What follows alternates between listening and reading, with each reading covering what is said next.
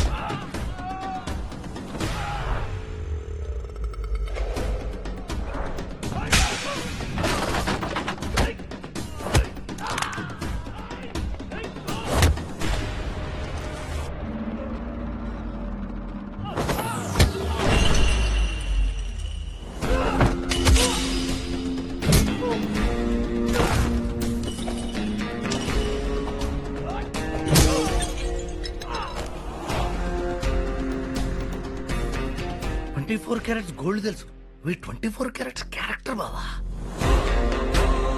కలిసి వచ్చిన కాలానికి ఫైటింగ్ వచ్చిన అల్లుడు వస్తున్నాడు. మొదటిసారి మా గాడికి పుట్టినందుకు బాగేస్తాను బావా.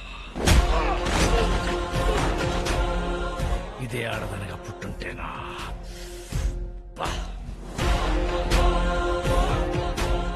బావా. సొంత మనుషులు కూడా చేయని సాహసం చేసాడు. అవును. వీడే మన అల్లుడు. చెప్ప ఇదే నన్ను నమ్ము. కులం, కుటుంబం, గోత్రం బావా టాలెంట్ టైమింగ్ ఉన్నాడు దొరికితే అవన్నీ అడ్జస్ట్ అవ్వచ్చు.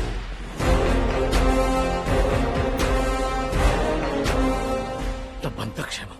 ఈ రోజుల్లో నీలాంటి వాడు ఉన్నాడంటే నీ నమస్కారం. సమయానికి వచ్చి సాయం చేసావు బాబు, చాలా థ్యాంక్స్ బాబు. అయ్యయ్యో నాకు పొగడ్తలంటే చెడ్డ చిరాకండి. డబ్బు సంపాదించడం ఈజీ, కాపాడుకోవటమే కష్టం. జాగ్రత్త. అది సరే గాని ఇంతకు మీరు ఏమిట్లు? బొబ్బట్లు తెలుసు, పుల్లట్లు తెలుసు, ఈ ఈవెంట్లు ఏంటండి? నేనైతే ఎప్పుడు వినలేదు. అబ్బాయి నీ పూర్తి పేరు? పర్వతనేని పాపారావు అండి. మా తాతగారి పేరే నా పేరు. అంటే మన పర్వతనేని. అంటే కమాసా? అబ్బే చౌదరీస్ అండి. అబ్బా రెండు ఒకటే, మనం కూడా ఒకటే. ఆ.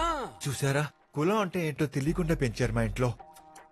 ఫీల్ అవ్వకు బాబు, ఫీల్ అవ్వకు. Innocent parents. ఏం చేస్తున్నావు బాబు? గ్రూప్స్ క్లియర్ చేశానండి. రేపు మాపు పోస్టింగ్. ఇంట్లో పెళ్లి సంబంధాలు కూడా చూస్తున్నారు. ఆపేమని చెప్పు. బావా వయసులో ఉన్న బ్యాచులను వలేసు పట్టుకోవాలి. ఇదిగో అబ్బాయి, రేపు మా ఇంట్లో నీ పెళ్లి చూపు. రేపేనా? మరి మా ఇంట్లో వాళ్ళు వాళ్ళందరినీ కూడా తీసుకుని మా ఇంటికి వస్తున్నావు, మా అమ్మాయిని చూస్తున్నావు. ఓకేనండి, మీ ఇష్టం. రండి రండి రండి, టైంకి వచ్చేసారు. వచ్చాం గాని పెళ్లి చూపులేంటి అవుట్ హౌస్ లో పెట్టారు? ఏమంటే మా ఇల్లండి. మా అవుట్ హౌస్ లో ఉంటేను ఇంతకీ ఈవిడ మనకు సరిదూతారు. ఇంకా లోపలికి వెళ్ళవే. రండి.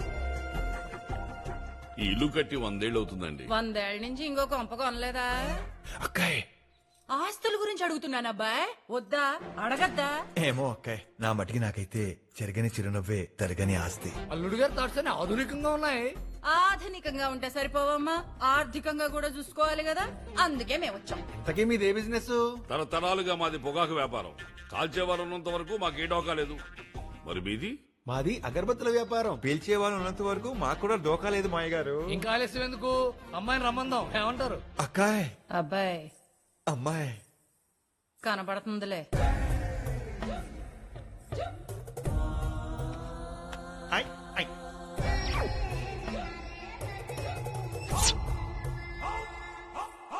ఎబ్బే, ఛీ!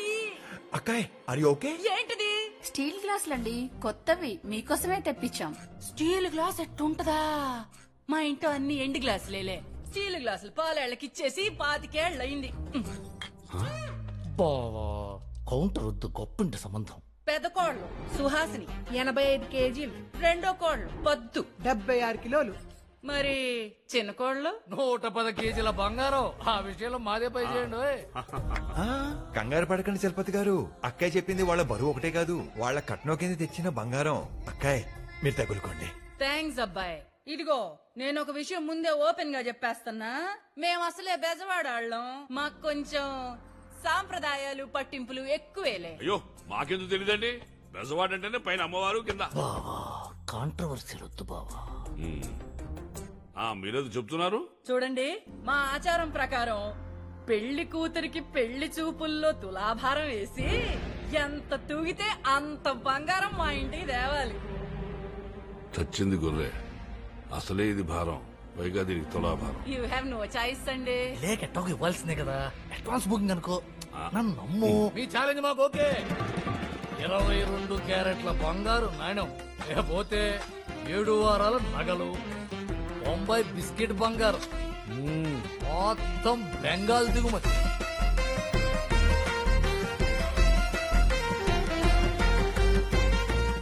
ఎబ్బే, పోగడం కాదు కదా, కనీసం పోగడం కూడా లేదు.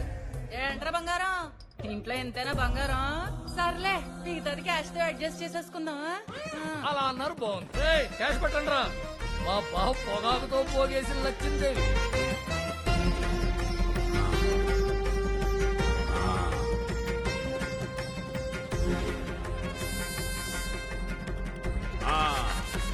శభాష్.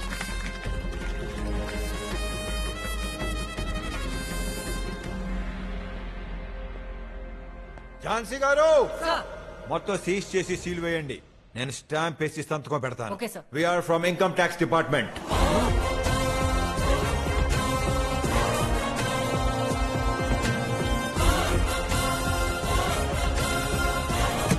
అసలు ఇదంతా జరిగింది నీ వల్లేనా?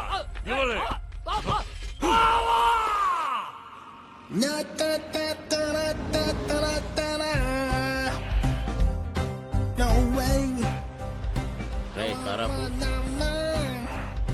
లిఫ్ట్ కావాలా బాబు? అంతకన్నా ప్లీజ్ గట్టి. రాజకీయ నాయకులు అడిగినా ఏమి ఇవ్వరు, మీరేంటి సార్ అడగకుండానే లిఫ్ట్ ఇస్తున్నారు? అధికారంలో ఉండి కూడా ప్రజలకు ఏమి ఇవ్వలేకపోతున్నావయ్యా. కనీసం లిఫ్ట్ అయినా ఇద్దామని.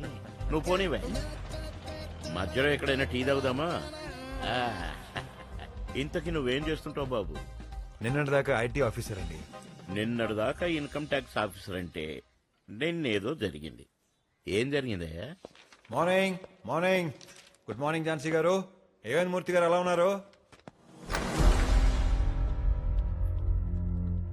అల్లుడు అవ్వాలి, అల్లరు అయ్యాడు. ఏమయ్యా, అధికారం ఉంది కదా అని ఎవరింటి పడితే ఇంటికి వెళ్ళిపోతావా? అసలు జగ్గారావు గారంటే ఏమనుకుంటున్నావు? ఆఫీసర్, నా గురించి వాడికేం చెప్పుకో. కాసేపట్లో అన్ని వాడికి అర్థమైపోతాయి. చిత్తం. మర్యాదగా చేసిన పనికి క్షమాపణ చెప్తే కనీసం ఉద్యోగమైనా ఉండకుండా ఉంటుంది. 4-5 రైళ్లు చేయగానే కెరీర్లో సక్సెస్ వచ్చింది. దాంతో కళ్ళు నెత్తి మీదకే, తల తాడి చెట్టు మీదకి ఎక్కినట్టుంది. దింపుతా, ఇవన్నీ దింపుతా. సరే, మీ ఇష్టం. అగో బా పురుషమే, వీళ్ళందరి ముందు నా కాళ్ళు పట్టుకోవటానికి సిగ్గా? అదేం కుదరదు. నా జోలికి వస్తే ఏం జరుగుతుందో మీ డిపార్ట్మెంట్ లో ఉన్న ప్రతి ఒక్క నా కొడుకు తెలియాలి. ఏంటి సార్ ఇదంతా? నిజాయితీకి జరుగుతున్న సన్మానం. చూసి నేర్చుకోండి. నా చెప్పు నీ చేత్తో తీసి నీ తలని నా కాలి కానించు. అప్పుడు ఆలోచిస్తా నీ ఉద్యోగం గురించి.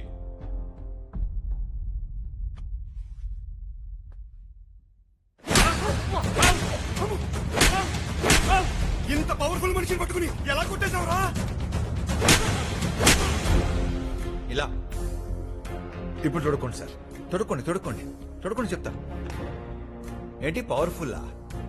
ఏ విషయంలో? అన్ని కోట్లున్నా 4000 జీతగా